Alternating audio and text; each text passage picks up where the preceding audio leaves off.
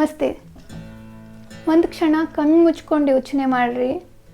ನಿಮಗಾಗಿ ಮಾತ್ರ ನೀವು ಯಾವತ್ತು ಯೋಚಿಸಿರಿ? ಮದುವೆ ಆದಮೇಲೆ, ಮಕ್ಕಳಾದ್ಮೇಲೆ ನಾವು ನಮಗಾಗಿ ಯೋಚಿಸೋದನ್ನು ಮರ್ತೇ ಬಿಟ್ಟಿರ್ತೀವಿ. ಬಹುಶಃ ಹಿಂದೆಲ್ಲ ನಮ್ಮ ದಿನಗಳನ್ನು ನಾವೇನು ಉಡಬೇಕು, ಏನು ತೊಡಬೇಕು, ಎಲ್ಲಿಗೆ ಹೋಗಬೇಕು ಅದನ್ನೆಲ್ಲ ನಾವೇ ಡಿಸೈಡ್ ಮಾಡ್ತಿದ್ವಿ ನಮ್ಮಷ್ಟಕ್ಕೆ. ಆದರೆ ಈಗ ಮಕ್ಕಳು ಯಾವಾಗ ಹೇಳ್ತಾರ, ಮಕ್ಕಳಿಗೆ ಏನು ಮಾಡಿ ಹಾಕಬೇಕು, ಗಂಡ ಯಾವಾಗ ಬರ್ತಾರ, ಅವ್ರ ಬಟ್ಟೆ ಐರನ್ ಆಗ್ಯಾವೋ ಇಲ್ಲೋ, ಅವ್ರಿಗೆ ಊಟ ರೆಡಿ ಅದನೋ ಇಲ್ಲೋ, ಅವರೆಲ್ಲ ಫ್ರೀ ಆದಮೇಲೆ ನನ್ನ ಕೆಲಸ ಮಾಡ್ಕೊಂಡ್ರೆ ಆಯಿತು ಅಂತ ಹೇಳಿ ನಮ್ಮ ಬಗ್ಗೆ ಯೋಚನೆ ಮಾಡೋದನ್ನು ನಾಳೆ ನಾಳೆ ನಾಳೆ ಅನ್ಕೊತ ಮತ್ತೆ ಹೋಗ್ಬಿಡ್ತೀವಿ. ಖರೆ ಅದಲ್ರಿ? ಎಸ್, ಇವತ್ತಿನ ಲೈಫ್ ಆ್ಯಸ್ ಗೃಹಿಣಿ 6ನೇ ಭಾಗದೊಳಗೆ ನಮ್ಮನ್ನು ನಾವು ಒಂದು ಸ್ವಲ್ಪ ನೆನಪು ಮಾಡ್ಕೊಳ್ಳೋ ಹಂಗೆ ನಮ್ಮ ಬಗ್ಗೆ ನಾವು ಯೋಚಿಸುವುದು ತಪ್ಪಲ್ಲ, ಅದು ಸ್ವಾರ್ಥ ಅಲ್ಲ ಅನ್ನೋದನ್ನು ಒಂದು ಸ್ವಲ್ಪ ನೆನಪು ಮಾಡ್ಕೊಳ್ಳೋಣಂತ. ನಿಮ್ಮೆಲ್ಲರಿಗೂ stories with Sukrutha Amaresh YouTube ಚಾನಲ್ಗೆ ಆತ್ಮೀಯವಾದ ಸ್ವಾಗತ.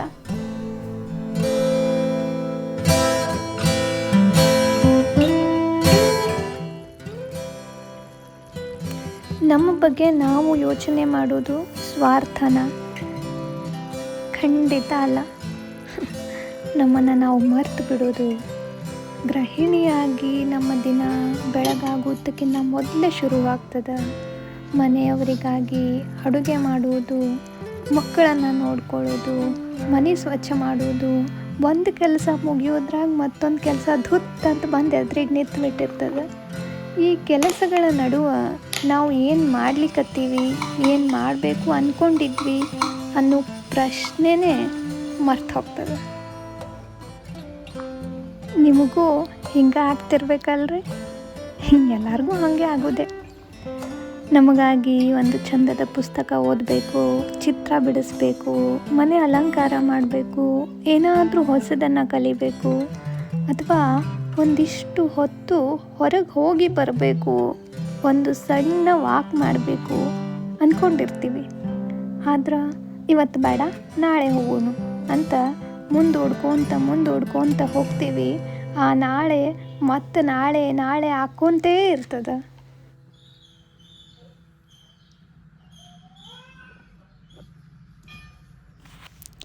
ಸೆಲ್ಫ್ ಕೇರ್ ಅಂದ್ರೆ ಸ್ವಾರ್ಥ ಅಲ್ಲ. ನಮ್ಮ ಬಗ್ಗೆ ನಾವು ಸ್ವಲ್ಪ ಸಮಯ ಯೋಚನೆ ಮಾಡಿದ್ರೂ ಸಾಕು, ನಮಗೆ ಗಿಲ್ಟ್ ಕಾಡ್ತದೆ. ಖರೆ ಅಲ್ರಿ? ಮಕ್ಕಳನ್ನು ಬಿಟ್ಟು ನಾನು ನನ್ನ ಹಾಬಿ ಮಾಡಾಕತ್ತೀನೇನು, ಮನೆ ಕೆಲಸ ಬಿಟ್ಟು ನಾವು ಓದ್ಕೊಂತ ಕುಂತೀನೇನು, ನಾನು ನನಗಾಗಿ ಹೆಚ್ಚು ಸಮಯ ಮಾಡ್ಕೊಳಕತ್ತೀನೇನು, ಇದು ತಪ್ಪಾ ಅಂತ ಅನ್ನಿಸ್ತಿರ್ತದೆ. ಆದ್ರೆ ಅಲ್ಲ, ನಮ್ಮನ್ನು ನಾವು ನೋಡ್ಕೊಳ್ಳೋದು ಖಂಡಿತ ಸ್ವಾರ್ಥ ಅಲ್ಲವೇ ಅಲ್ಲ.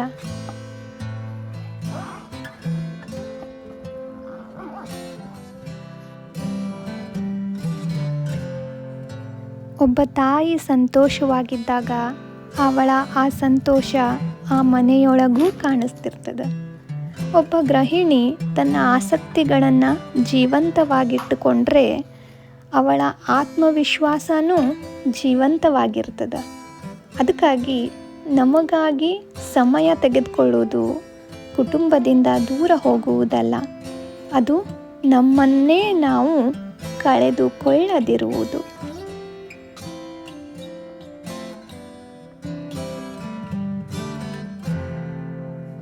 ಭಾಳ ದಿನದಿಂದ ನನ್ನನ್ನು ನೋಡ್ಕೊತ ಬಂದಿರೋರಿಗೆ ಗೊತ್ತಿರ್ತದೆ, ನನಗೆ ರಂಗೋಲಿ ಹಾಕೋದು ಅಂತಂದ್ರೆ ಭಾಳ ಪ್ರೀತಿಯ ಕೆಲಸ. ನಾಳೆ ವರಮಹಾಲಕ್ಷ್ಮಿ ಹಬ್ಬ ಭಾಳಷ್ಟು ಜನ ಆಚರಣೆ ಮಾಡ್ತಿರ್ತೀರಿ. ಎಷ್ಟು ಅದ್ಧೂರಿಯಾಗಿ ಆಚರಿಸ್ತೀರಿ ಅನ್ನೋದು ಮುಖ್ಯ ಅಲ್ಲ ಅನ್ನೋದು ನಿಮಗೆ ನಾ ಹೇಳಬೇಕಾಗಿಲ್ಲ. ಎಷ್ಟು ಪ್ರೀತಿಯಿಂದ ಭಕ್ತಿಯಿಂದ ಮಾಡ್ತೀರಿ ಅನ್ನೋದು ಮುಖ್ಯ. ವರಮಹಾಲಕ್ಷ್ಮಿ ಮುಂದೆ ಹಾಕುವಂಥ ಪರ್ಟಿಕ್ಯುಲರ್ ರಂಗೋಲಿಗಳು ಅದಾವ. ಅದರೊಳಗೆ 2 ರಂಗೋಲಿಯನ್ನು ನಾ ಇವತ್ತು ನಿಮ್ಮ ಮುಂದೆ ಹಾಕಿ ತೋರಿಸ್ಲಿಕ್ಕತ್ತೀನಿ ಸರಳ ವಿಧಾನದೊಳಗೆ. ಇದು ಅದ ಅಲ್ರಿ, 7, 8, 7, 6, 3 ಚುಕ್ಕಿ ಇಡೋದು. ಲಕ್ಷ್ಮಿ ಮುಂದೆ ಹಾಕುವಂಥ ರಂಗೋಲಿಗಳ ಹಿಂದಿನ ವೈಜ್ಞಾನಿಕ ಹಿನ್ನೆಲೆ ಅದ್ರ ಬಗ್ಗೆ ನಾ ಭಾಳ ಅಧ್ಯಯನ ಮಾಡಿಲ್ಲ. ತಿಳ್ಕೊಂಡು ಮುಂದಿನ ದಿನದೊಳಗೆ ಹೇಳ್ತೀನಿ. ಆದರೆ ಈ ರಂಗೋಲಿಗಳು ಮಾತ್ರ ನಮ್ಮ ಜಾಮೆಟ್ರಿಯನ್ನು ಇಂಪ್ರೂವ್ ಮಾಡ್ತಾವೆ, ಮೈಂಡನ್ನು ರಿಫ್ರೆಶ್ ಮಾಡ್ತಾವೆ, ಕೈಗೂ ಮೆದುಳಿಗೂ ಒಂದಷ್ಟು ಹೊತ್ತು ಚಂದದ ಕೆಲಸ ಕೊಡ್ತಾವೆ ಅನ್ನೋದು ಮಾತ್ರ ಖರೆ. ಈಗ ಹಾಕ್ಲಿಕ್ಕತ್ತಂಥ ರಂಗೋಲಿಗೆ ಏನಂತ ಪರ್ಟಿಕ್ಯುಲರ್ ಹೆಸರದ ಅನ್ನೋದು ನನಗೆ ಸದ್ಯಕ್ಕೆ ನೆನಪಾಗ್ಲಿಕ್ಕತ್ತಿಲ್ಲ. ಕುಬೇರ ರಂಗೋಲಿ ಅಂತಿರಬಹುದು ಅಂದ್ಕೊತೀನಿ. ನನಗದ್ರ ಬಗ್ಗೆ ಖಾತ್ರಿ ಇಲ್ಲ. ನಿಮಗೆ ಗೊತ್ತಿದ್ರೆ ಕಮೆಂಟ್ ಸೆಕ್ಷನ್ನಾಗ ತಿಳಿಸೋದು ಮರಿಬೇಡ್ರಿ. ಇದೊಂದೇ ಅಲ್ಲ, ಇನ್ನೂ ಹಲವಾರು ಈ ಯಂತ್ರ ಮಾದರಿಯ ರಂಗೋಲಿಗಳದಾವ. ನೋಡ್ಲಿಕ್ಕೆ ಭಾಳ ಸರಳ ಕಾಣ್ತಾವ, ಆದ್ರೆ ಒಂದು ಸ್ವಲ್ಪ ಟ್ರಿಕ್ಕಿ ಇರ್ತಾವ.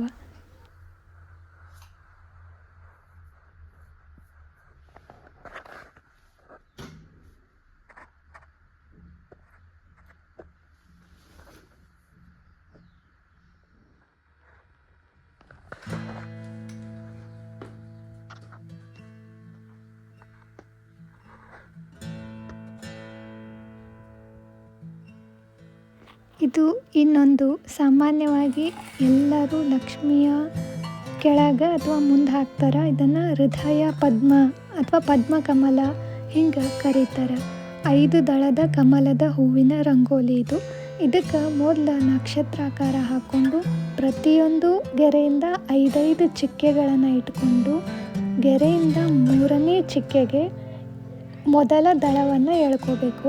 ನಂತರ ಅದೇ ಪ್ಯಾಟರ್ನನ್ನು ರಿಪೀಟ್ ಮಾಡ್ಕೊಂತ ಹೋದ್ರೆ ಒಂದು ಮಾತ್ರ ಕಮಲ ಪದ್ಮ ನಾವು ತಾಯಿಯಾಗಿರಬಹುದು, ಹೆಂಡತಿ ಆಗಿರಬಹುದು, ಸೊಸೆ, ಅತ್ತೆ, ಮಗಳು, ಅಕ್ಕ, ತಂಗಿ, ಗೃಹಿಣಿ ಏನೇ ಆಗಿರಬಹುದು. ಆದ್ರೆ ಅದ್ರ ಜೊತೆಗೆ ನಾವು ಕೂಡ ಆಗಿರ್ತೀವಲ್ಲ. ನಮ್ಮ ಕನಸುಗಳಿಗೆ ವಯಸ್ಸಿಲ್ಲ, ನಮ್ಮ ಹವ್ಯಾಸಗಳಿಗೆ ಎಕ್ಸ್ಪೈರಿ ಡೇಟ್ ಇಲ್ಲ. ಮದುವೆ ಆದ್ಮೇಲೆ, ಮಕ್ಕಳಾದ್ಮೇಲೆ ನಮ್ಮ ಜೀವನ ಮುಗಿಯುವುದಿಲ್ಲ. ಕೆಲವೊಮ್ಮೆ ನಮ್ಮ ಬದುಕು ಹೊಸ ರೂಪದೊಳಗೆ ಮತ್ತೆ ಶುರು ಆಗ್ತದೆ.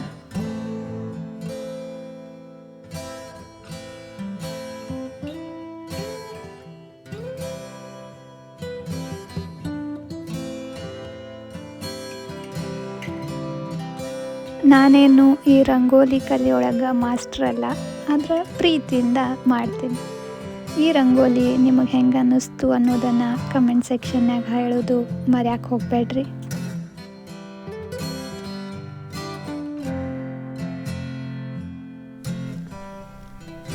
ಈಗ ನಿಮ್ಮಷ್ಟಕ್ಕೆ ನೀವೇ ಒಂದು ಪ್ರಶ್ನೆ ಮಾಡ್ಕೋರಿ. ನನಗಾಗಿ ನಾನು ಮಾಡಬೇಕು ಅಂದ್ಕೊಂಡಿದ್ದಂಥ ಒಂದು ಸಣ್ಣ ಕೆಲಸ ಯಾವುದು, ಭಾಳ ದಿನದಿಂದ ಅದನ್ನು ಮಾಡಲಿಕ್ಕೆ ಆಗಿಲ್ಲ ಅನ್ನೋದನ್ನು ನೆನಪು ಮಾಡ್ಕೋರಿ. ಆ ಕೆಲಸ ಇವತ್ತಿನಿಂದಲೇ ಆರಂಭ ಮಾಡಿರಿ. ನೆನಪಿರಲಿ, ನಮ್ಮನ್ನು ನಾವು ಪ್ರೀತಿಸೋದು ಖಂಡಿತ ಸ್ವಾರ್ಥ ಅಲ್ಲ, ಆದ್ರೆ ನಮ್ಮನ್ನು ನಾವು ಕಳ್ಕೊಳ್ಳೋದಲ್ಲ ಅದು ತುಂಬಲಾಗದ ನಷ್ಟ. ನನ್ನ ಈ ಮಾತುಗಳು ನಿಮ್ಮ ಮನಸ್ಸಿಗೂ ತಾಕಿದ್ರೆ ಕಮೆಂಟ್ ಸೆಕ್ಷನ್ನಾಗ ನನ್ನನ್ನು ನಾನು ಜೀವಂತವಾಗಿರಿಸಿಕೊಂಡಿದ್ದೇನೆ ಅಂಥೇಳಿ ಕಮೆಂಟ್ ಮಾಡಿರಿ. ಮತ್ತು ಈ ಗೃಹಿಣಿ ಪಯಣದೊಳಗೆ ನೀವು ಮಾತಾಡಬೇಕು ಅಂದ್ಕೊಂಡಂಥ ಯಾವುದಾದ್ರೂ ವಿಷಯಗಳಿದ್ರೆ ಅದನ್ನು ತಿಳಿಸೋದು ಮರಿಬೇಡ್ರಿ. ಯಾಕಂದ್ರೆ ನಾವೆಲ್ಲರೂ ಒಂದೇ ದೋಣಿಯೊಳಗೆ ಪಯಣ ಮಾಡುತ್ತಿರುವಂಥ ಸಹಪಯಣಿಗರು. ಮತ್ತು ಮುಂದಿನ ಲೈಫ್ ಆ್ಯಸ್ ಗೃಹಿಣಿ 7ನೇ ಪಾರ್ಟ್ ಒಳಗೆ ಸಿಗ್ತೀನಂತ. ಅಲ್ಲಿ ತನಕ ನಮಸ್ಕಾರ. ಒಳ್ಳೆಯವ್ರ ಹರಕೆ ಹಾರೈಕೆ ಯಾವತ್ತೂ ಇರಬೇಕಂತ. ನಿಮ್ಮ ಹರಕೆ ಹಾರೈಕೆ ನನ್ನ ಮೇಲೆ ಹೀಗೆ ಇರಲಿ. ಸ್ಟೋರೀಸ್ ವಿತ್ ಸುಕೃತ ಅಮರೇಶ್ ಚಾನಲನ್ನು ಸಬ್ಸ್ಕ್ರೈಬ್ ಮಾಡ್ಕೊಳ್ಳೋದು ಮರಿಬೇಡ್ರಿ. ಮತ್ತು ಮುಂದಿನ ವಿಡಿಯೋದಾಗ ಸಿಗ್ತೀನಂತ. ಧನ್ಯವಾದ.